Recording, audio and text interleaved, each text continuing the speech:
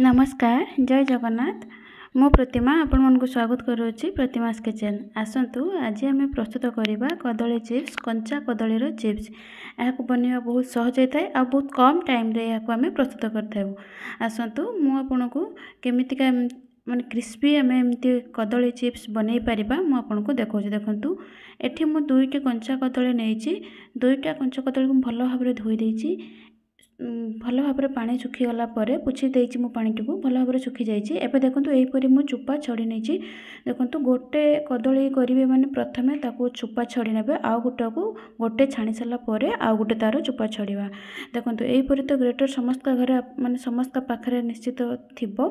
देखंतु एइथिरे मु केमिति पतला पतला करी चिप्स तेलटी आमर मीडियम फ्लेम रे ही माने गरम हेतिबो। अधिक गरम हेले आमर चिप्स टी पुड़ी जाए भल होई न थाए। सेथि पय देखंतु एहीपरि आपण गोटे स्लाइस रे कि भल भाव रे एमती ग्रेटर रे कि एमे ताको चिप्स करबा।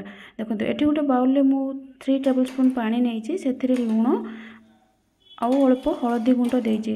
ताको भल भाव मिक्स कर सारी कि देखंतु से तेल रे मु पकाउछि। ए तेल रे पकैले कोन होबो कि हमर लूण टी हमर चिप्स भीतर को भी जाई थाए। सेथि पय मुझे पानी को देली। पानी देला बेले टिके साउंड होबो आ टिके पटपट तेलटा टिके बाहरिबो। सेतकी बेले टिके सावधान की करले हमर कदली चिप्सटा बहुत टेस्टी और क्रिस्पी होई थाए। देखंतु मु आउ थरे भी आपन करके देखौछि। आउ आपन याको एमितिका कोन कि गोटे गोटे करके चिप्स टे प्रस्तुत कले सेटा बहुत भल होई थाए। आ जदि आपन एक साथरे बेसी गुडा जेमति मु पछतर देखैली बेसी गुडा हले कोन कि टिके जॉइंट हो जाय थाए। सेति पय देखंतु केते स्वादी आ केते क्रिस्पी मु आपन को देखैली भी बहुत ही टेस्टी।